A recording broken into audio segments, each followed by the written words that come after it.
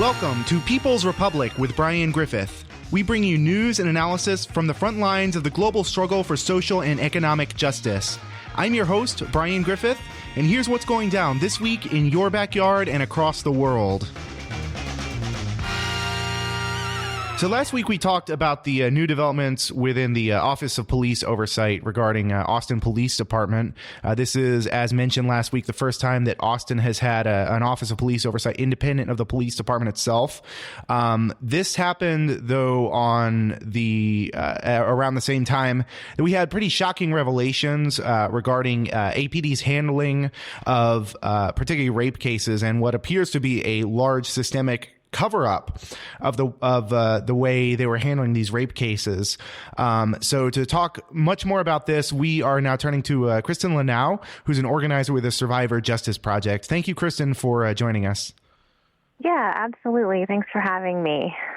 Can you tell us a little bit, just for those who may not have heard this story, it kind of made nationwide news in some circles, but I don't think it's got nearly the amount of coverage that it should have. But can you just give us kind of the rundown of what has happened with Austin Police Department and what the stakes are here?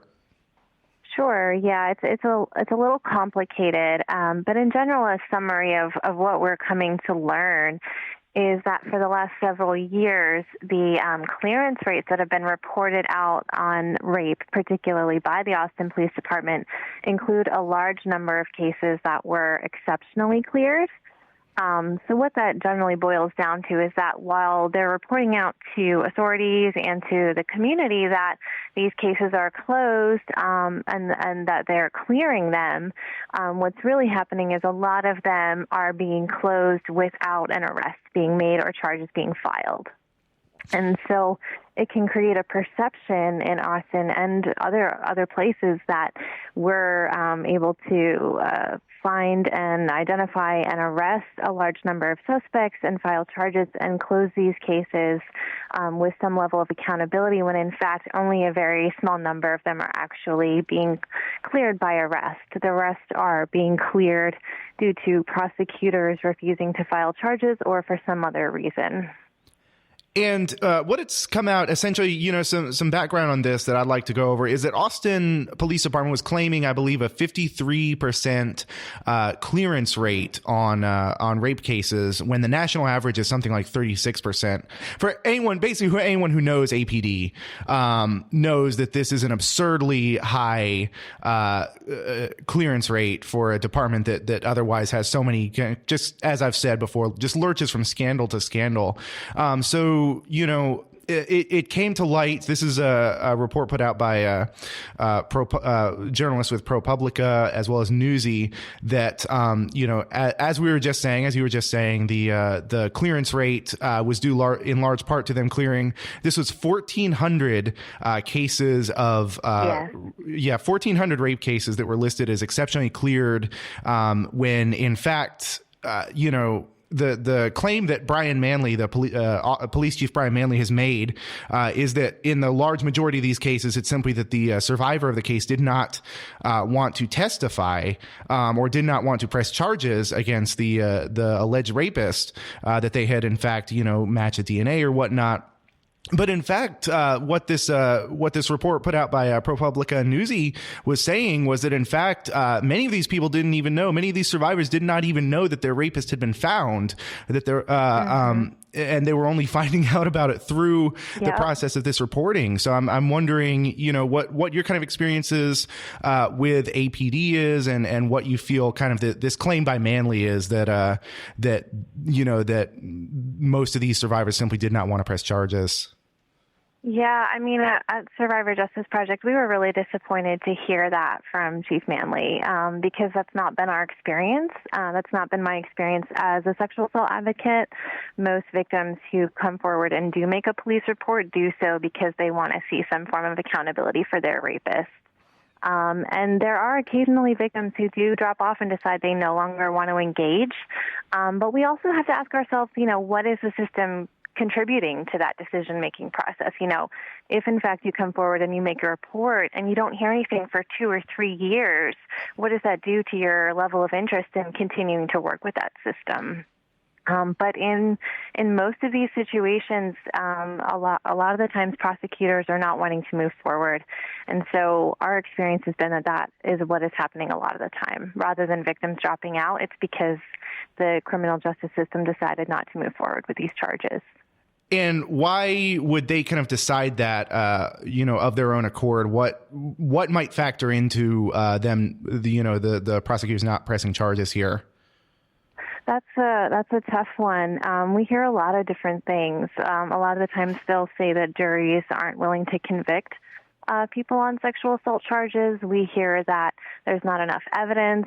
We hear a lot of conflicting information about that. But what it really boils down to is that when victims come forward and they take that serious step, because what we know in Texas is that only about 9 or 10% of victims do come forward, that they need to be taken seriously, that these cases need to be fully investigated and they need to be prosecuted, even if it doesn't look good necessarily for a win, or if the victims are, unsure about how long they want to do this or how much participation they want to have. We need to be fully responsive as a system for them to continue coming forward. Otherwise, it's hard to encourage people to engage in this process if the system is not responding to them appropriately. In kind of the time of Me Too, in a time where for the first time, I think so many of these, so many of issues around sexual assault are finally coming to light. It's really now kind of up to communities. It has to come from the bottom up to kind of make these changes within these systemic, in these kind of systems, because it's not going to come from the top down. It's not going to come from these entrenched institutions. I don't think it ever has and ever will. Someone will probably take credit for it once it's done. But by and large, I think it comes, largely from grassroots efforts. Maybe we can talk about, what the Survivor Justice Project has done, and how you're kind of moving forward, not only in this kind of age generally, but also with this particular revelation coming to light, how that might affect your work. Right. Yeah. I mean, it's pretty impactful. We came together as like a coalition of advocates, survivors, and their families about 3 years ago, when information started coming out around the issues in the lab and that there was an existing backlog of sexual assault kits there. So that's where our work really began, was ensuring that there was attention on that issue, ensuring that there were resources available in the city to handle that backlog of evidence, and that it was prioritized. So we've moved forward from that, also advocating for more resources in the sex crimes unit, more resources in victim services, because we believe that victims should be treated with like a trauma-informed approach by counselors that have the training and the expertise needed to work with them to help them through this process. So that's where a lot of our advocacy efforts have been. And we're also, at this point, based on this new information that's coming forward, asking for transparency on sexual assault investigations and prosecutions, because it's hard to continue advocating for resources when we feel as though this information is not available or accessible to the community, the public, elected officials, or even the victims that have made these reports. If they're not even aware of what's happened with their cases, then we have a hard time wanting to put any more resources into this system until something changes. So our goals moving forward are going to be to continue asking for an external audit of APD sex crimes investigations.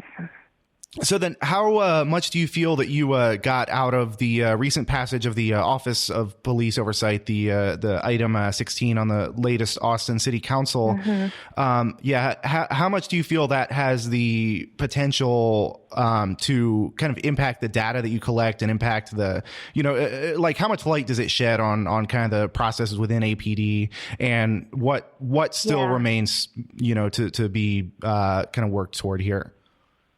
Yeah, I'm not sure yet. I think we will have to take a wait-and-see approach to how much that's really going to impact rape cases and kind of ongoing, as well as past cases that have been investigated, because a lot of these cases, as we heard in the documentary, have been closed. So this is a historical issue as much as a future one. And so we are thinking a little bit more nationally when it comes to an audit, maybe bringing in a body or an organization that has looked at other police departments and evaluated their response to sexual assault in particular, because we want some expertise brought in here, and we want it to be independent as well. This is a police department, and really police departments in general cannot, be expected to police themselves in any meaningful way. Right. Yeah. So,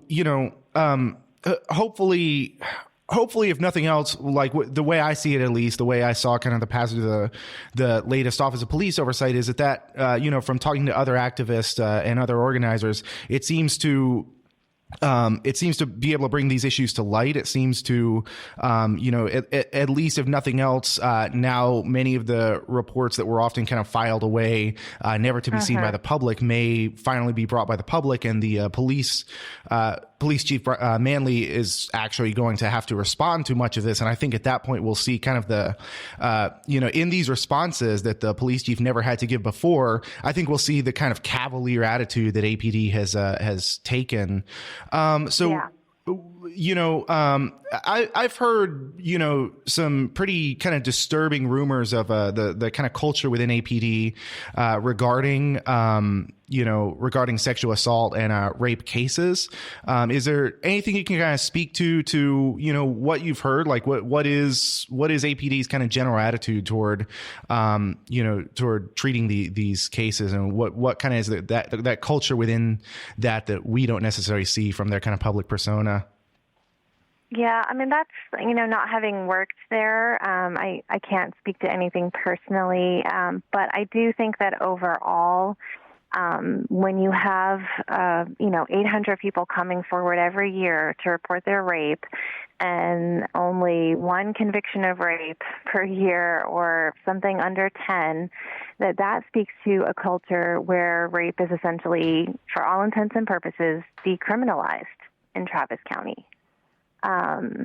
So, whatever the attitude is on the ground, and in my experience, the people that are on the front lines often work very hard to get things done, to get things to the right place, and don't have what they need to see it through. But when you have an overall systemic response that has so little success and has so few outcomes, that says to the community that this is not a priority for us as a whole community. And it says to victims that, they have maybe 1 in 1,000 chance of seeing justice through this system.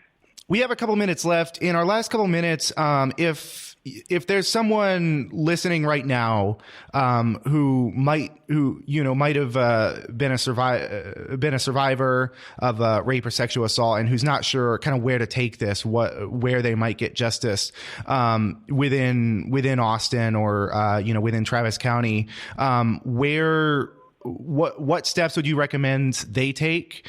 And then if anyone wants to learn more about the Survivor Justice Project, where can they find more about that and your work?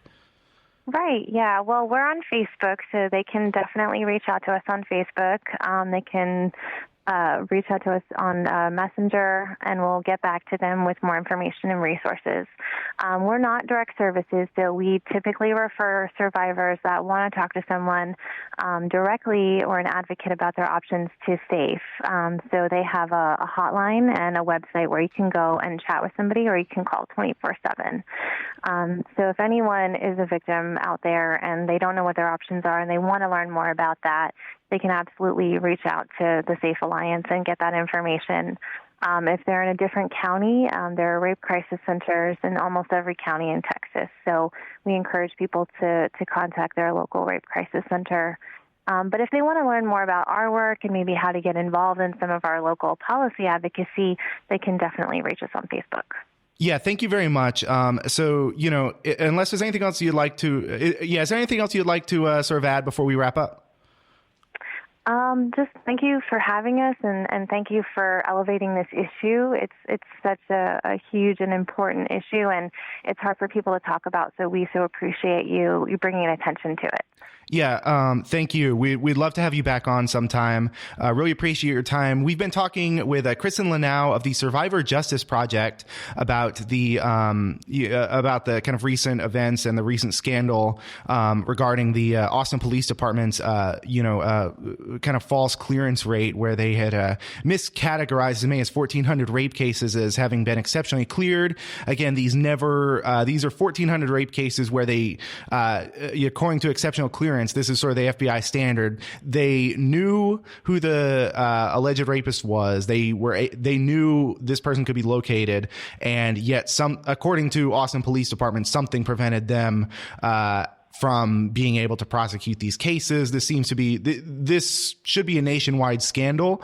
I think, especially given that we've seen other kind of false clearance rates in this regard across the country, this should be a much larger scandal, I think, than it has been. And we'll continue to cover this and continue to talk about how, essentially how police do such a massive disservice at absolute best, and are sometimes even, counterproductive, or even exacerbate the existing problems of rape and sexual assault. We'll continue to cover that on the show.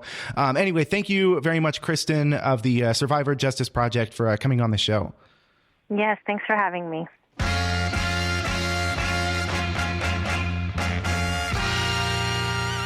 So this past week has been Thanksgiving. Obviously, we just had a celebration of Thanksgiving.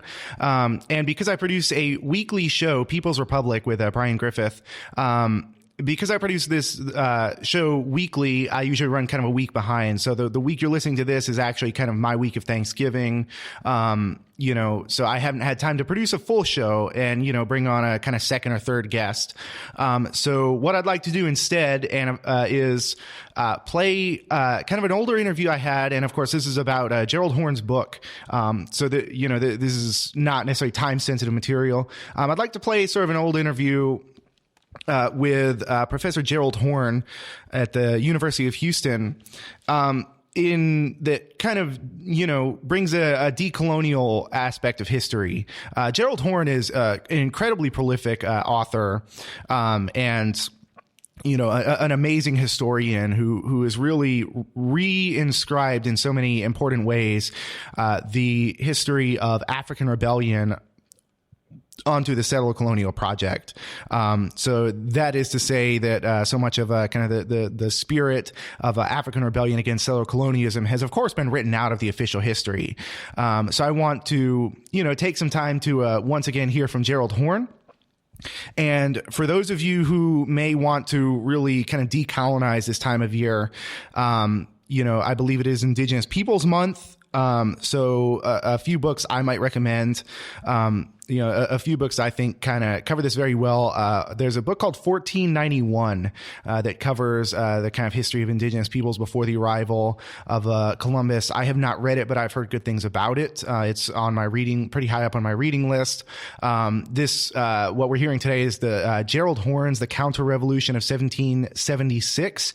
And you can also check out works by, for instance, Roxanne Dunbar Ortiz, who wrote An Indigenous People's History of the United States. Her latest book, Loaded, is a history of the Second Amendment, and really shows that the Second Amendment, as well as kind of the entire settler-colonial framework and a conversation around gun rights versus gun control, is still kind of based in this land grab mentality, where so many of the regional colonies actually continued to, they didn't just permit guns, but in fact, some colonies actually made guns mandatory for white settlers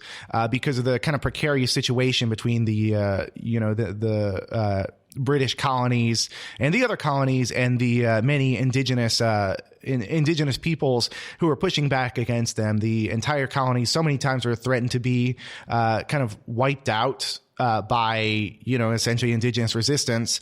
So I think it's important that we read and understand that the entire framework around so-called gun debates is a white supremacist framework at its very core. That the kind of framing of gun control versus gun rights, you look at the first instances of gun control, for instance, it was Ronald Reagan trying to hone in gun rights because of their kind of the exercising of gun rights by the Black Panthers. In fact, this entire conversation changes, but ultimately there's always going to be a separate set of, there'll always be kind of a separate set of rules, a separate set of de facto rules and de facto acceptable behavior for white people versus for Black and Indigenous and Latinx people within the United States. Long story short, take some time this holiday season, take some time to really decolonize your kind of thoughts on what the United States is. Understand it's a settler colonial project. Understand that settler colonialism is built on white supremacy, and really, try and educate yourself on what an indigenous resistance looks like. And, I just want to express solidarity with all those indigenous peoples who have, fought for land rights, who have fought for, real sovereignty in the kind of settler colonial hellhole that we experience today. So, all power to indigenous, Black, and Latinx people fighting against U.S. colonialism. Anyway, without further ado, I'm sure you would much rather hear Gerald Horne. So this is Dr. Gerald Horne. There's a conversation we had around his book, The Counter-Revolution of 1776. I think it's very important.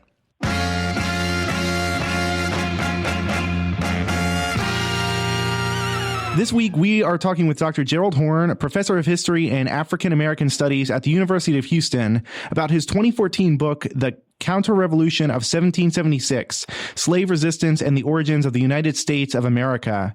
Rather than begin the story of the American Revolution in the late 1700s, Dr. Horne examines the colonial history of a century earlier, asserting that the independence movement of the American colonies grew largely out of an attempt to preserve slavery for the white landowning ruling class. The result of American independence can thus be seen not as a major leap forward for democracy, but as a world historic defeat at the time for African and indigenous peoples. We are joined by Dr. Horne now to discuss his work. Thank you, Dr. Horne, for joining us today. Thank you for inviting me. Was that a fairly good assessment of the takeaways from the book, or is there anything there you would like to critique from that? No, I think that was a fair summary and assessment. Let me say that since that book was published in 2014, I published something that might be called a prequel to that book. I'm speaking of The Apocalypse of Settler Colonialism, the Roots of Slavery, Supremacy and Capitalism in 17th Century North America and the Caribbean. And in that book, I take the story back to the early 1600s. So now we're almost 200 years before 1776. And in that book, what I basically try to suggest is that at the beginning of the 17th century, that is saying the early 1600s, England was a fringe player on the outskirts of Western Europe. All you have to do is look at your map and recognize that the rising power was Spain in the first place, which at that time was involved in a conflict with the Dutch, in which the Dutch, in a certain sense, emerged triumphant. But by the end of the 1600s, England was a major power on its way rather quickly to superpower status, a status that then, in a certain sense, was bestowed upon its revolting colonies in North America, now known as the United States of America, which has carried that status on into the 21st century, although there is evidence to suggest that that reigning superpower status may be coming to a lurching halt in the 21st century. And anyway, the answer to the question as to how and why London was able to catapult itself into the front ranks was basically slavery. That is to say that London became a leader of the international African slave trade, it also became a leader in terms of dispossessing the indigenous population of North America in particular, and then selling that indigenous population into slavery, be it in the Caribbean or be it as far away as the slave markets of Ottoman Turkey or of East Africa. That is to say, you can find Native American DNA all over the world, not least because of the depredations committed by Englishmen. Now, the turning point in that story that's told in the predecessor volume, The Apocalypse of Settler Colonialism, comes in 1655 when London administers a devastating blow to the Spanish Empire by ousting the Spanish from Jamaica, which simultaneously not only delivers a blow to the pretensions of Spain, but also opens up more land for settlers and also for enslaved Africans to produce sugar. Sugar, as you know, was not only a sweetener for tea and coffee, but was seen in some circles as a miracle drug, if not a marker of sophistication. And so with the sugar boom, which was propelled by the forced labor of enslaved Africans, you saw not only money pouring into the coffers of London, but also you saw more Africans being enslaved, which simultaneously gave a boost, a turbocharged boost to the African slave trade. And from that point, you can see the takeoff of the African slave trade. By 1664, with the money developed from the sugar boom, London had been able to develop a stronger navy from which it was able to oust the Dutch from what is now New York City and a good deal of what are now the North Atlantic states of the United States of America. By 1672, London had organized the Royal African Company to systematize the African slave trade under the thumb of the monarch, and keep that thought firmly in mind because it will shortly change. By 1683, London had another advantage because the Ottoman Turks had been stopped at the gates of Vienna, and it seemed to be their inevitable sweep westward was halted, leading to a decline of that particular empire. Recall that in sailing southward to enchain and ensnare Africans from ports such as Liverpool and Bristol, Englishmen ran the risk of being enslaved themselves off the coast of North Africa, which was then ruled by the Ottoman Turks. But with the 1683 defeat, that became less likely, which gave another boost to the African slave trade. And then by 1688, you saw the so-called Glorious Revolution in London, in England, whereby the wings of the monarch were clipped, leading to the figurehead status that Queen Elizabeth now enjoys today. And not only that, but the monopoly that the monarch had over the slave trade dissolved, as the rising merchant class was able to elbow its way in to this lucrative trade, one of the most profitable enterprises known to humankind, where one can invest $1 and get $1,700 back. The deregulation of the African slave trade, leading to what I call free trade in Africans, then leads to a gigantic leap forward of the African slave trade. But the problem is that these Africans were pouring into the Caribbean, Jamaica and Barbados in the first place, where they oftentimes outnumbered the Europeans 9-1 and some precincts 20-1. And that leads to a great trek to the North American mainland, where it was felt that conditions were much more favorable for slavery and foiling slave revolts. South Carolina, organized fundamentally in 1670, was basically a colony of Barbados. But even arriving on the North American mainland did not prevent the Africans from rebelling. You had a major revolt in New York City in 1712, a major revolt in South Carolina in 1739, another revolt in New York City in 1741. And so finally what happens, to bring us to the book that we started this conversation with, the Counter-Revolution of 1776, London decides to erode the potency of the European powers that had been aiding the Africans in rebelling against the Union Jack. I'm speaking of the Spanish in what used to be called Spanish Florida and the French in Quebec. That leads in 1756 to 1763, the so-called 7 Years' War, where Spain and France are defeated, a world historic defeat, I should also say, for Africans and the indigenous population, because what happens then is that London goes to the settlers in Virginia, in Massachusetts, in New York, et cetera, and saying that this war was fought for your benefit, and so therefore cough up some taxes to pay for this war. And of course, the settlers did not want to do that. And that leads the settlers, in fact, to cut a deal with the French and with the Spanish against London. And it was with that assistance that the 1776 war was launched that led to the formation of the United States of America. Now, a couple more details. One is that London also in 1763 had issued the Royal Proclamation, which had sought to restrain the settlers, led by real estate speculator number one, George Washington, from moving westward, seizing the land of the Native Americans, and then stocking that land with the free labor of enslaved Africans. George Washington and his comrades, fellow slave owners, Thomas Jefferson, James Madison, et al., objected to the Royal Proclamation, just as they objected to Somerset's case in 1772, which abolished slavery in England. It was thought that that decision would leapfrog the Atlantic, thereby jeopardizing these massive fortunes in the bodies of enslaved Africans.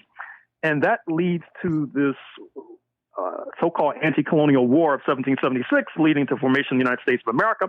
And then to go on, you know that by 1790 or the 1790s, the United States, the newly born country, had ousted the British from the leadership of the African slave trade, not least to Cuba, which was then a Spanish possession. And by the 1840s, were controlling the African slave trade to the biggest market, which was Brazil. That's talked about in my book, The Deepest South, United States, Brazil, and the African Slave Trade. Just like the story of Cuba is talked about in my book, Race to Revolution, the United States and Cuba during slavery and Jim Crow. But the turning point in terms of the abolition of slavery, of course, was the Haitian Revolution, 1791 to 1804. Talked about in my book, Confronting Black Jacobins, the United States, the Haitian Revolution, the origins of the Dominican Republic. The Haitian Revolution led to a general crisis of the entire slave system, which could only be resolved with its collapse. It forced London to move to end its relationship to the African slave trade by 1807, then nudged the United States to do the same by 1808, entered into a de facto alliance with the Haitians, which then put further pressure on the United States. In fact, when your own Texas seceded from Mexico in 1836, not least because Stephen F. Austin and Sam Houston and the boys wanted to foil Mexico's attempt to abolish slavery, which they did in the 1820s under the leadership of Vicente Guerrero, a leader of African descent in Mexico 180 years before the election of Barack Hussein Obama in 2008. Sam Houston and company revolted and seceded, set up another independent country, not unlike the United States in 1776, but couldn't withstand the pressure placed on it by London and by their Haitian comrades. And so by 1845, Texas crawled into the Union to get back up to foil Haiti and Britain. And of course, Texas is still part of the United States of America as we speak. Before, when you've talked about the Confederate Rebellion, you've said that they believe themselves to be the true heirs to the U.S. project, to the United States, those who most represent the kind of U.S. ideology. And I think you basically had kind of agreed with that in some sense, that to the degree that there's a core U.S. ideology that slave owning, that Confederacy would probably be it. Is that kind of correct, or? Sure. I mean, if you look at the current issue of the American Historical Review, which, as you know, is the leading historical journal in this country, you'll find a short piece that I wrote where I try to connect 1688, the so-called Glorious Revolution in England, which I suggest was animated by the desire of the merchants to elbow their way into the African slave trade. 1776, whereby I argue that was driven by fear that the mother country, London, would abolish slavery, jeopardizing fortunes in African bodies. 1836, where I argue that Texas also seceded from Mexico, not least because of Mexico's turn towards abolition of the 1820s. And then 1861, when the so-called Confederate States of America, joined by Texas, then sought to secede from the United States. And the reason I argue in books whereby that latter secession did not succeed, unlike 1836, at least temporarily, and 1776, perhaps temporarily, was because the international situation had changed. That is to say that abolitionist Britain was feeling its oats. The United States, the Lincoln government, that is to say, was then aided by Haiti, which turned away Confederate ships from its ports, unlike, for example, Spanish Cuba. Cuba, of course, was a slave-owning society up until the 1880s. And that changed international situation helped to guarantee that the Confederate States of America, so-called, would go down in flames. I think the burden is upon those who disagree with me to explain how and why it is in 2018 you have this rather unfortunate chain of events involving Black people, be it being shot by the police, Sandra Bland in Prairie View, or Philando Castile in Minnesota, or Eric Garner being strangled in Staten Island, or being turned away from Starbucks, or being, a young Black woman in her dorm in Yale, police being called on her to have her rousted. Or in Oakland just a few weeks ago, a young woman defined as white trying to call the police on Black people barbecuing in a public park. People need to try to explain the deeper explanation for this continuing persecution of Black people in particular. And I think that it's not enough to just say racism, although racism is a factor. But other societies have racism, but do not have as profound a persecution of Black people as the United States of America. In fact, I did a book on Zimbabwe, formerly Rhodesia, some years ago. You may recall that from the 1890s up until 1965, or 1980 actually, Rhodesia was a settler colony. In fact, when the white minority regime seceded from London in 1965, they claimed they were walking in the footsteps of 1776. And there was only a European population of about 250,000 and an African population of about 8 million. So they were grossly outnumbered, not unlike the Caribbean. And yet the Europeans in what was then Rhodesia used to shake their heads in wonderment at the United States and the epidemic of lynching. That is to say, hanging Black people from trees without due process of law, saying, why do you have to reduce yourself to that level? They were asking themselves that question in the 1950s and in the 1940s, more specifically. And I think we should ask ourselves that question today. And sadly and unfortunately, many of our scholars have abdicated their responsibility, have refused to dig more deeply. And I think that that's one of the many reasons why we're now stuck with Agent Orange in the Oval Office, who bids fair to plunge this country into an unimaginable crisis and perhaps take the entire planet down with us. So much of Donald Trump is not really that different than I think what we've seen. I have seen the argument made that essentially the reason so much of the U.S. ruling class, for instance, hates Donald Trump is not because of his racism, his bigotry, although those are things that exist with him, but in fact that he is simply not the most kind of fit to manage the affairs in common of the U.S. ruling class, or the bourgeoisie class.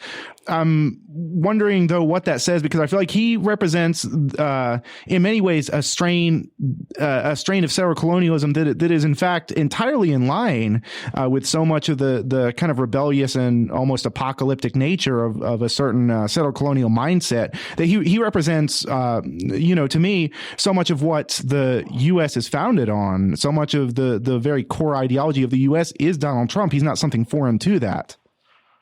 I'm afraid to say that you're largely correct, and I congratulate you on the perceptiveness of your analysis. Donald J. Trump, as I suggest in my book, The Apocalypse of Settler Colonialism, in many ways represents the essence of settler colonialism. Not only Donald J. Trump personally, but the class forces that are lined up behind Donald J. Trump. Keep in mind that Donald J. Trump got 63 million votes. Keep in mind that he was supported by a cross-class coalition of those defined as white, not only billionaires like Robert Mercer, but those who are not billionaires, like, for example, in Dixie, where for about 50 to 60 years now in Mississippi and Alabama, through all times of changing times, you've had a Euro-American majority, sometimes voting 9-1, voting the same way, be it the white rich and the white poor. In 1991, in Louisiana, your neighboring state, David Duke, a Klansman and a Nazi, ran for governor on an explicitly racist platform and got 55% of the Euro-American vote. Only a massive turnout by black voters prevented a Nazi from taking office in 1991. And I think that those sorts of inconvenient truths oftentimes are very difficult for the U.S. left to deal with. The U.S. left oftentimes takes the position that they can't deal with inconvenient facts. What they'll say fundamentally is, I know what you're saying is accurate in practice. The question is it accurate in theory?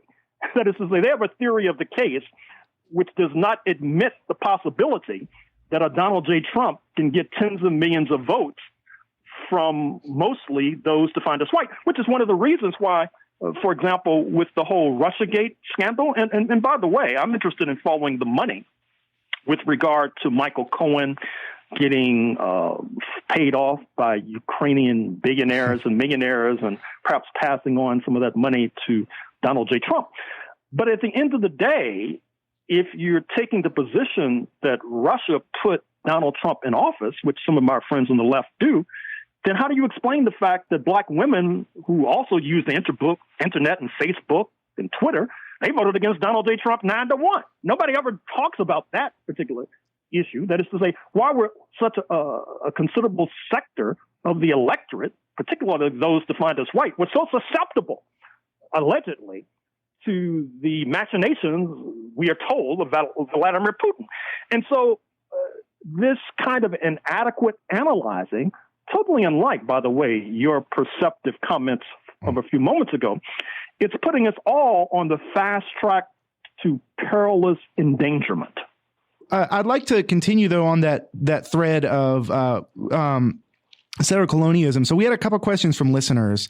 One of our listeners asked how you see different strands of settler colonialism reasserting itself in new ways in the 21st century, especially on the self-described left. A lot of American leftists bristle at the idea of the U.S. being a settler colonial project to this day, and many, including self-professed communists, rely on the U.S. Constitution for their basis of whether it's quote-unquote freedom of speech, or some rely on the U.S. Constitution, the Second Amendment for gun rights or whatnot. Who do you see as kind of the current settlers in this day? What does the settler colonial project look like? What are some of the forces driving it? And who are the people upholding the new strains of settler colonialism? Well, one of the more unfortunate aspects of the United States today is that, believe it or not, sometimes the liberals are to the left of radicals. I mean, that's mind-boggling and astonishing. I mean, for example, Michael Klarman, an endowed professor at Harvard Law School, has just published this book, The Framers' Coup, where he takes apart the U.S. Constitution, of course, pointing to its underlying rationale, which is protecting slavery and the slave trade and protecting the 1% of that era. And yet you have some of our friends on the left who consider themselves to be to the left politically of Michael Klarman and an endowed chair at Harvard Law School, yet they defend the Constitution. Of course, they haven't done any research. I don't know where they get their ideas from. I guess it's pardon the expression, but I guess it's like religious belief. It's based on faith as opposed to research. And I said in my book on the apocalypse of settler colonialism, problem is that I have a book coming out on Southern Africa in the next few months. And it would be as if under apartheid, pre-1994 South Africa, you had those in the left in South Africa who said, well, the regime in Pretoria has done a fairly good job of meeting the needs of the white working class and the white middle class. And so Nelson Mandela, instead of leading an armed revolt against apartheid, needs to really just pay attention to the South African Constitution and let it work its magic. And if you look at the United States, obviously the United States, it was a settler colonial revolt, that is the formation of the United States, not unlike Rhodesia in 1965 or Algeria in the late 1950s. And the Constitution and the resultant regime was meant to prop up the interests of the Euro-American population. And one of the contributions, in quotes, of the United States was the acceleration, if not the creation, of this new identity politics of whiteness. That is to say, those who were warring on the shores of Europe, English versus Irish, English versus Scots, English versus Welsh, British versus German, German versus Pole, Pole versus Russian, Serb versus Croat, Greek versus Macedonian, Northern Italian versus Southern Italian, Protestant versus Catholic, sometimes Christian versus Jewish. All of a sudden, when they crossed the Atlantic, they assumed this new identity, this politicized identity of whiteness.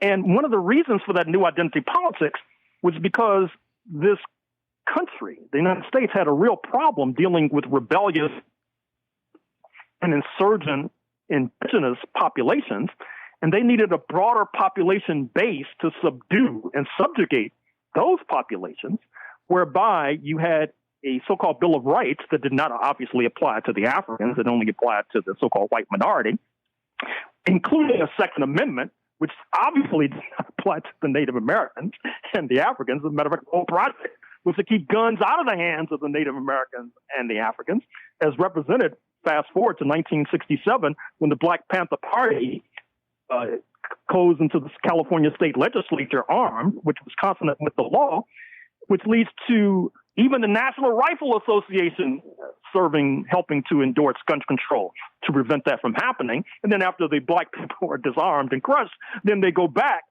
to their status quo, which of course leads to the Santa Fe, Texas massacre just committed and perpetrated a few days ago. So once again, I think that some of our friends on the left, they really haven't been thinking things.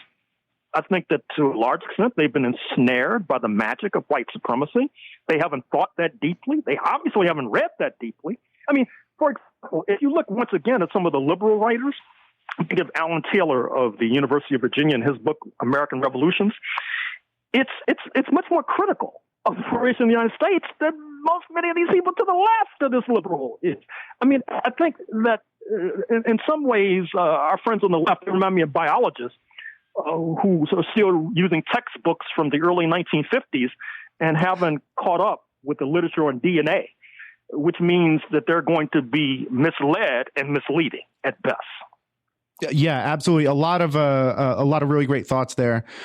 So I want to ask one more question, and that's you have at this point gone through so much of the history of the Americas. You've really put out a lot of good studies at this point. We're talking about 2014 book just 4 years ago, and I believe you've published something like 7 books since then.